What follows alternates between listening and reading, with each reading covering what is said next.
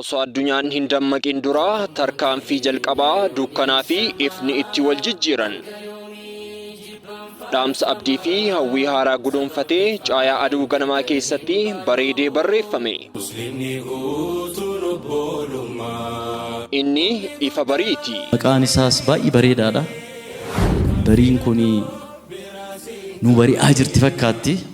Barii itti fuftu akka taatuun hawwii qaba.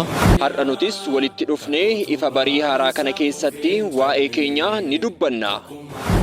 Wanni hedduu na gammachiise immoo barii lammaffaa waltajjii afaan Oromootiin magaalaa Finfinneetti marsaa lammaffaadhaaf haala adda ta'een qophaa'e.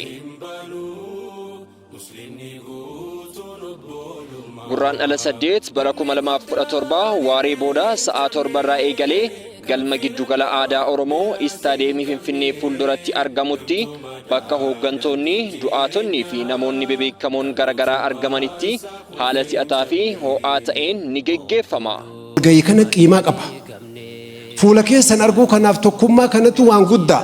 Maarri hawaasni keenya Finfinnee fi kutaalee biyyattii garaagaraa keessatti argamtan sagantaa kanarratti affeeramtanii jirtu. Gurraandhala 8 sa'aa 7 irraa eegalee wal argaan keenya galma giddugala aadaa Oromootti haa ta'u.